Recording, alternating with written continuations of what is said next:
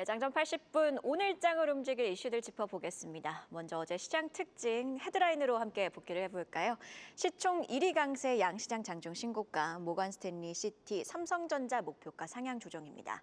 어제 양시장 지수는 플러스, 다만 뭐랄까요? 왜 내 종목은 안 오르지? 이렇게 소외감 느끼셨던 분들이 많았을 하루였습니다. 코스피, 코스닥, 양시장 하락 종목 수가 월등히 더 많았고요. 업종 지수를 보면 양시장 대형주 지수가 보시듯이 시장의 상승을 주도했습니다.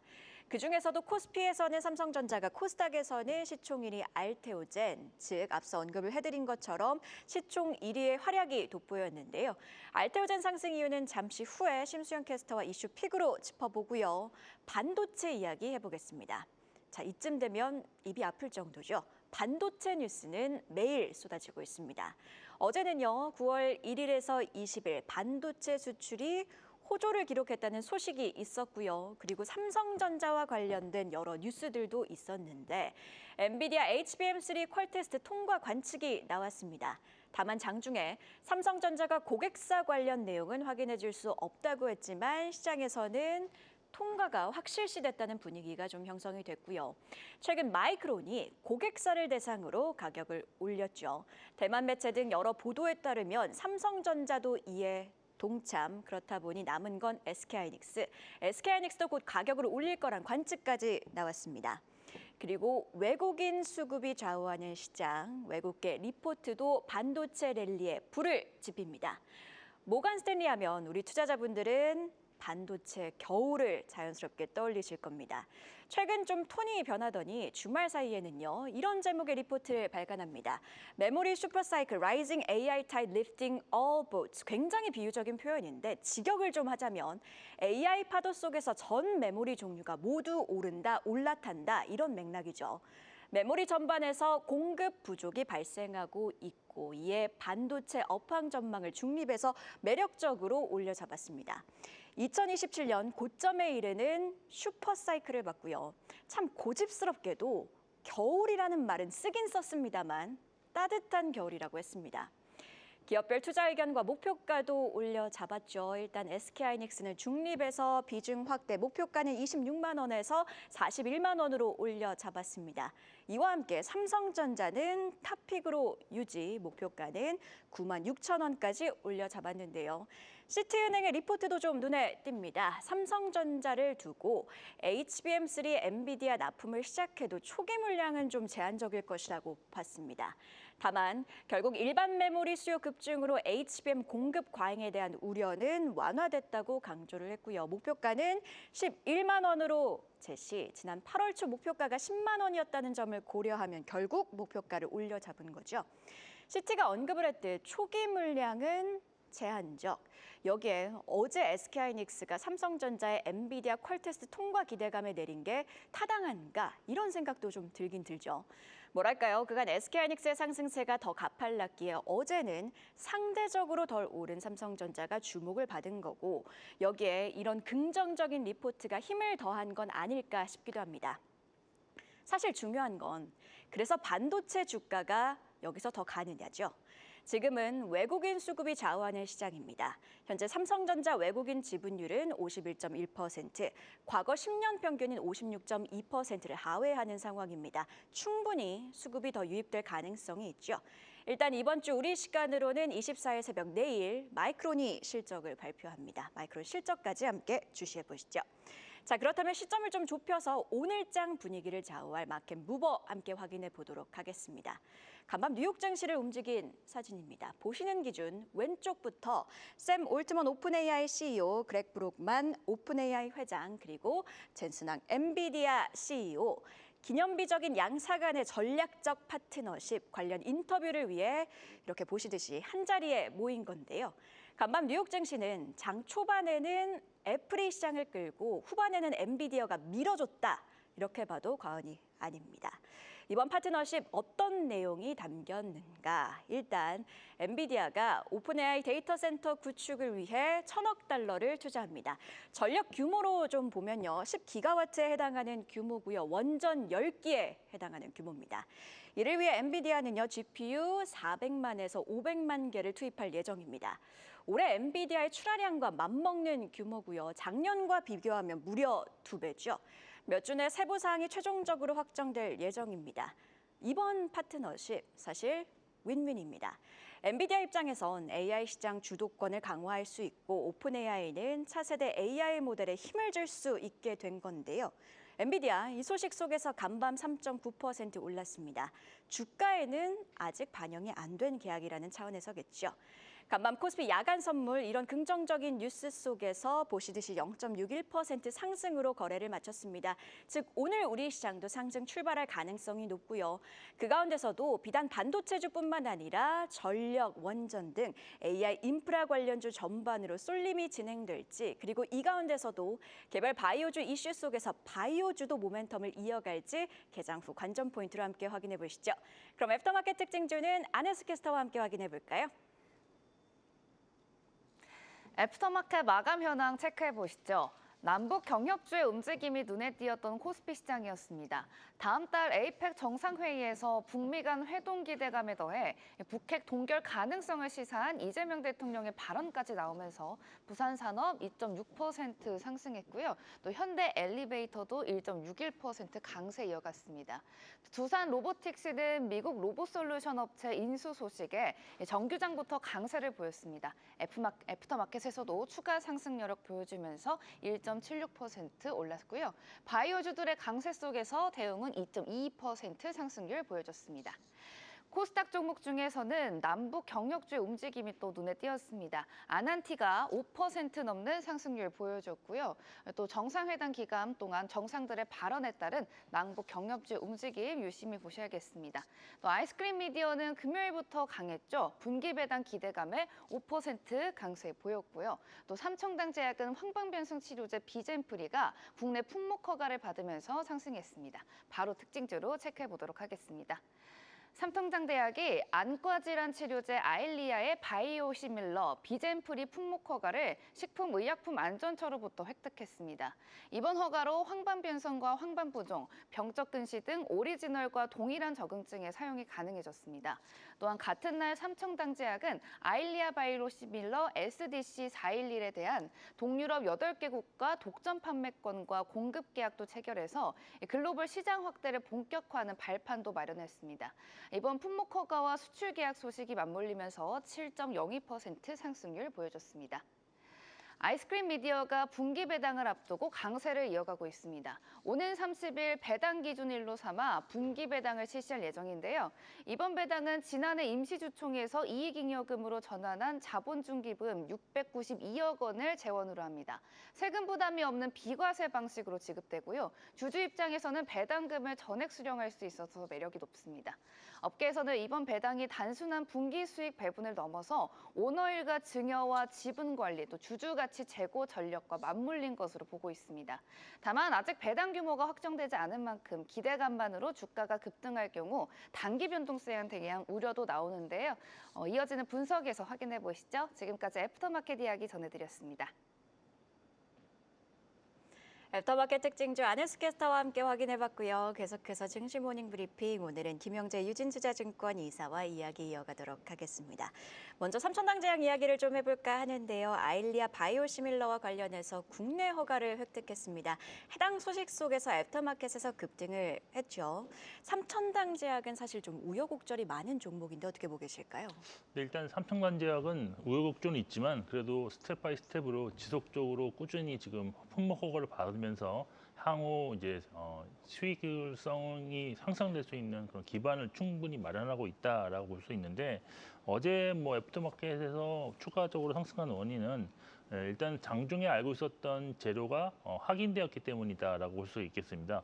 먼저 식약처 의약품 통합 정보 시스템을 통해서 투자자들은 품목 허가 사실을 알고 있었습니다. 근데 이것이 공시를 통해서 나왔고 이제 내용은 보시면 항반변성 치료제 아일리아 바이오시밀러인 비젠프리의 바이럴과 프리필드 시린지 PFS로 불리는 사전 충전형 주사기 제형이 품목 허가를 받았다는 내용이고 두 번째 공시가 이제 관련해서 요 두 개 제형이 동유럽 8개국과 독점 판매권 및 공급 계약을 체결한 것인데 계약금과 마일스톤 관련 사항은 비공개로 유럽 허가 승인일부터 10년간 이익을 공유하는 구조로 세팅된 계약이다라고 알려졌습니다. 항반 변성은 사실 노인 실명의 주요 원인으로 지난해 아일리아 글로벌 매출은 13조 원이 넘는 블록버스터 의약품인데요. 미국 물질 특허는 지난해 만료되었고 유럽 물질 특허도 오는 11월 종료되는데 삼성전자는 지난 8월에 이미 유럽 의약품 청으로부터 바이럴과 PFS 제형 제품 출시 허가를 받았고 캐나다에서도 6월 허가를 받아 7월부터 현지에서 판매 중입니다. 이제 삼천단제약은 글로벌 1위 시장 미국 FDA 품목 허가를 앞두고 있는데 미국은 제형 특허는 아직 27년 만료되는 관계로 오리지널 제약사 리제논과 합의가 없다면 조기 출시는 어렵다고 볼 수 있습니다. 하지만 11월부터 동유럽에서 판매 시작으로 실적 성장 가시성이 높아질 전망이고 주가 측면에서도 기관과 외국인의 순매수 유세를 동반한 사상 최고가를 기록했다는 점에서 추가 상승에 무게를 둔 전략이 좀 필요하지 않을까라고 보고 있습니다. 추가 상승에 무게를 두는 전략이 필요하다는 의견 주셨고요. 두 번째로는 아이스크림 미디어도 함께 확인을 해보도록 할 텐데 아이스크림 미디어 관련해서는 키워드는 배당입니다. 분기 배당을 앞두고 강한 매수세가 물렸습니다. 아이스크림 미디어 추가 상승 여력은 얼마나 남아있다고 보고 계실까요? 사실 뭐 추가 상승 여력이 얼마 된다 이걸 확정 지을 수는 없는 사안이라고 저는 보고 있는데 그래도 변동성을 이용한 매매 전략은 충분히 가능하지 않을까라고 보고 있습니다. 이게 상승하는 원인이 지난 일요일 날 한 블로그에서 9월 말 분기 배당에서 좀 폭탄 배당 가능성을 제기했다라고 보시면 되는데 증여 이슈가 있잖아요. 네, 그렇습니다. 그 증여세를 납부하기 위해서 배당을 많이 줄 수밖에 없을 것이다라는 것도 하나의 어떤 그 가정 중에 하나였습니다. 근데 이제 보시면 작년 12월 말 준비급 692억 원을 감액해서 이익 잉여금으로 전입시켜 놓았는데 이 자본준비금 감액을 통한 배당금은 비과세고 대주주 역시도 비과세 혜택을 볼 수 있습니다. 근데 정부가 이러한 제도를 좀 개편하는 걸로 해서 내년부터는 이게 가능하지 않다고 보시면 되면서 이제 9월이 마지막 기회가 될 것이다라고 볼 수 있는데 지난 이제 3월과 6월에도 배당 재원에서 배당을 했습니다. 그래서 그 남은 금액이 지금 553억 원인데 이것이 모두 배당에 사용된다면 이론상 최대 주당 4,390원. 이제 어제 종가 그 애프터마켓 종가로 보면 시가 배당률 15.9%의 폭탄 배당 가능성도 있다는 얘기입니다. 여기 이제 증여를 이제 3대 주주인 박대민 씨가 아버지로부터 시공테크 주식을 증여받았는데 증여 대금 확보 차원에서 이번 배당금이 크게 늘어날 수 있다는 것이 가정인데요. 이러한 사실에 바탕을 두고 합리적으로 좀 추론해 보면 이번 9월 말 분기 배당금이 크게 늘어날 가능성은 매우 높다라고 좀 보고 있는데 하지만 실제 배당 금액은 아직은 좀 불확실성이 있는 거고요. 또 주가도 이것은 일회성 이슈이기 때문에 배당락 이후에 급락할 가능성이 저는 높다고 보고 있습니다. 따라서 매매 전략은 배당금 기대로 주가가 올라 매매 수익을 좀 확보하는 그런 차원이라면 기준일 확정 이전에는 좀 매도하는 것이 좀 합리적이지 않을까라고 보고 있습니다. 지금 공시를 좀 확인해 보니까 이번에 배당 주주 기준일이 9월 30일입니다. 그래서 일정적으로 봤을 때 9월 30일이라는 일정도 함께 참고해 보시면 좋을 것 같습니다. 이번에는요, 전일장 핫했던 섹터에서 이슈 찾아보는 시간이죠. 이슈픽 심수영 캐스터가 준비했습니다. 이슈픽 오늘은 바이오 이야기로 문을 열겠습니다. 전일장 바이오 관련 개별 호재가 유독 많았습니다. 삼천단제약은 아일리아 복제약 국내 허가를 획득했다는 소식이 확산되며 21% 넘게 급등했고요. 바이넥스는 오송 공장에 557억 원을 투자해 캐파를 2배 확대하겠다고 밝힌 가운데 6% 넘게 상승했습니다. 그럼에도 그중에서 단연 눈에 띈 소식, 바로 알테오젠 소식이었습니다. 피아주사 전환 플랫폼이 미국 FDA 승인을 받으며 세계 1위 항암제 키투루다에 장착된 건데요. 해당 소식에 힘입어 알테오젠 사상 처음으로 주당 50만 원을 넘어섰습니다. 현재 이 피아주사 제형 전환 기술을 보유한 기업은 미국의 할로자임과 한국의 알테오젠 단 2곳뿐입니다. 할로자임은 이 플랫폼 하나로 매출 1조 원을 올린 회사죠. 업계에서는 알테오젠이 적용 범위와 파트너 확장성 면에서 포스트 할로자임을 넘어설 수 있다는 전망도 내놓고 있습니다. 2028년까지 예상되는 알테오젠의 총 마일스톤 규모는 약 1조 4천억 원이라는 추정도 있을 정도인데요. 다만 주가와 관련해서는 증권사마다 말이 엇갈리고 있습니다. 사실 어제도 장중에는 10% 넘게 오르다가 세론이 나오면서 종가가 다소 아쉬웠던 투자자분들도 많으실 것 같은데요. 어제 해당 소식 이후 신한투자증권이 내놓은 목표가는 73만 원 유지인 반면 하나증권에서 내놓은 목표가는 55만 원 유지였습니다. 한편 외국계 증권사인 CLSA 증권에서는 목표가를 어제 올려 잡았습니다. 이번 승인이 알테오젠의 정점이 아니라며 추후 라이선스 수익과 코스피 이전 상장 기대감을 언급했는데 더 자세한 전망은 이어지는 분석에서 살펴보시죠. 다음 이슈도 살펴보겠습니다. 김정은 북한 국무위원장이 북미 대화 가능성을 내비쳤습니다. 조건은 분명합니다. 미국이 비핵화 목표를 버리면 대화에 나설 수 있다는 건데요. 특히 트럼프 대통령과의 좋은 추억을 직접 언급하면서 정상 간 만남 가능성에 관심이 쏠리고 있습니다. 이에 전일장 섹터 전체가 1.8% 넘게 상승했고요. 좋은 사람들 JST나 인디F, 일신석재 등이 강세 보였습니다. 한편 어제 한 매체에서 장 마감 후 단독 보도도 나왔는데요. 유엔 총회 기간 뉴욕 채널을 통해 북미 간 접촉 시도가 있을 것이라는 보도였습니다. 트럼프 대통령이 다음 달 말 경주에서 열리는 에이펙 정상회의 참석차 방한할 예정인 만큼 이 시기 북미 정상이 만날 수도 있다는 가능성이 더더욱 높아진 상황인데요. 과거 판문점 회동 당일에도 대표적인 남북 경협주로 꼽히는 좋은 사람들이 24%대, 인디에프, 신원, JST나 등이 10% 넘게 오른 바 있습니다. 다만 남북 경협주들의 경우 변동성이 높으니 해당 부분은 유의하며 투자 전략 세워보시면 좋을 것 같습니다. 지금까지 심수연이었습니다. 이슈빅 분석 함께 확인해 보도록 하겠습니다. 앞서 언급을 좀 해드린 것처럼요. 어제는 양시장에서 시총 1위 종목들이 주도를 하는 장세였고 코스닥 시장에서는 알테오젠이 강세였죠. 드디어 주가가 50만 원을 돌파를 했는데 키트루다 SC 그러니까 피아주 사용 제형과 관련해서 FDA가 승인한 모멘텀이 나왔습니다. 역대 최고가를 경신했는데 알테오젠 같은 경우에는 추가 상승세를 좀 기대해봐도 될까요? 남아있는 일단 재료들이 좀 남아있고 여기에 수익성이 빠르게 개선될 수 있는 여지도 있는 만큼 추가 상승 여력은 좀 남아있지 않을까라고 전 보고 있는데요. 일단 어제에 나온 그 머크사의 면역항암제 피하주사 제형 FDA 승인은 국내 플랫폼이 최초로 전 세계 매출 1위 의약품에 장착되어 승인을 받았다는 점 위에도 빠른 수익성을 기대할 수 있는 사안들이 몇 가지가 좀 더 있습니다. 이번 FDA 승인이 예정보다 조금 빠른 결정으로서 당초 10월 출시 예상보다 빠른 9월 말 출시로 수익 기여 시기가 좀 빨라질 수도 있고요. 또 유럽도 지금 19일 승인 공고가 나옴으로써 4분기 내로 승인된다면 유럽 지역 수익 기여도도 빨라질 수 있는 상황입니다. 두 번째로 보면 3주에 한 번 맞는 제형과 6주에 한 번 맞는 제형이 동시에 지금 승인이 나옴으로써 기존 정맥 주사 제형에서 보다 빠르게 피하 주사 제형으로 전환 교체될 수 있다는 점도 예상보다 빠른 시기에 수익 확장이 나타날 수 있을 것입니다. 그리고 이제 경쟁사의 피하 주사 제형은 투약 시간이 지금 5분에서 7분 정도 소요되는데 머크사 제품은 1분에서 최대 2분으로 매우 빠르고요. 또 이번 승인이 난 6주 간격도 기존 경쟁사 제품이 최대 4주였다는 점을 감안한다면 편의성을 앞세워서 시장 점유율을 좀 빠르게 가져올 수 있을 것으로 볼 수 있겠습니다.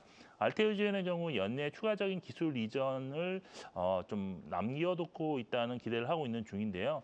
이번 FDA 승인이 좋은 레퍼런스로 이제 작용을 하면서 그동안 미뤄왔던 기술 이전이 좀 가속화될 가능성도 있기 때문에 남은 3개월여 기간 동안 다른 빅파마의 좋은 소식을 기대할 수 있게 되었습니다.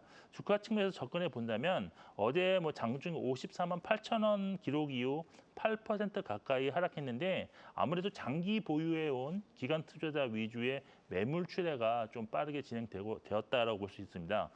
예상보다 일단 빠른 수익 증가가 가능하고 또 다른 빅파마의 기술 이전을 기대할 수 있다는 점 그리고 코스피 이전 상장의 힘을 실어줄 수 있는 재료가 일단 나왔기 때문에 주가는 단기 매물 소화 이후에 추가 상승할 가능성을 열어두시고 대응이 좀 필요하지 않을까라고 보고 있습니다.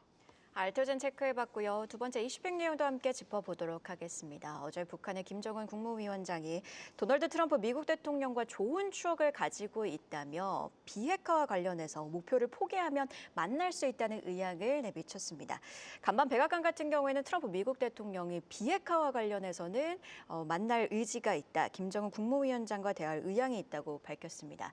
비핵화와 관련해서는 양측이 뭐랄까요, 기싸움을 하고 있는 것처럼 느껴지기도 하지만 결국에는 좀 만날 의향을 내비치고 있습니다. 대북주 전략은 어떻게 세워야 될까요? 네, 일단 이 내용이 자체가 사실 지금까지는 트럼프 대통령만 김정은과의 좋은 추억을 이야기하면서 그 관계가 나쁘지 않다 이렇게 얘기하고 있었는데 이것이 이제 김정은 위원장도 그런 얘기를 하면서 트럼프 2기 집권 이후에 최초로 이제 만날 수 있다는 것을 이제 의지를 표명했다라고 보시면 되는데 아무래도 이게 시기적으로 보시면 트럼프 대통령과 시진핑 중국 주석이 이번 경주에서 만나서 에이펙 정상회의에 참석자 한국을 방문하게 되는데 이 시기에 뭐 북미 간의 대화의 물꼬를 좀 트는 시도가 있었다고 볼 수 있는데 그런데 좀 아쉬운 점은 한국과에 대해서는 어떠한 협상도 하지 않겠다는 의지도 동시에 표명을 했다는 점입니다. 특히 서로 다른 적대적 두 개 국가론을 거듭 강조하면서 통일 불필요성을 다시 한번 강조했는데 그렇지만 정부는 북한 체제를 인정함과 동시에 흡수 통일은 없다고 계속 말하고 있고요. 또 적대적 행위가 없음을 강조하면서 북한과의 화해 모드 조성을 위한 노력을 시도 중인데 그럼에도 불구하고 대화 모드 진입까지는 단기적으로는 좀 쉽지 않을 수도 있다라고 볼 수 있지만 중장기적으로 지속적이고 일관된 정책은 결국 결실을 볼 수 있을 것입니다. 이런 점을 본다면 지난번 트럼프 1기 때와는 남북 경협주 움직임이 조금 다소 약할 수도 있지 않겠느냐라고 볼 수 있는데 그렇지만 단기적으로 보시면 트럼프 대통령이 방한 이전에 북한과의 대화 가능성 언급을 했고 또 그리고 이제 트럼프 대통령이 또 여기에 또 화답을 하고 또한 이제 북한도 이에 평가를 또 내놓을 것입니다. 그래서 북미 화해 모드가 지속될 가능성은 있기 때문에 아직은 뭐 아주 큰 변동성은 있지는 않지만 남북 경협주도 이슈에 반응해서 긍정적인 흐름을 지속할 가능성을 열어두고 대응하실 필요가 있을 것 같습니다. 긍정적인 흐름이 이어질 가능성을 열어둘 필요가 있다고 언급을 해주셨는데 그렇다면 남북 경협주 내에서도 조금 더 세부적으로 들어간다면 철도 관련주를 봐야 될지 금강산 관련주를 봐야 될지 아니면 개성공단 관련 이슈를 봐야 될지 어떤 섹터가 조금 더 활발하게 움직일까요? 사실 이것을 말씀드리기가 되게 어려운 것이 제가 볼 때는 그 내에서 아무래도 내용 자체보다는 시가총액이 좀 작은 변동성이 좀 확대될 수 있는 테마주 위주로 접근이 좀 필요하지 않을까.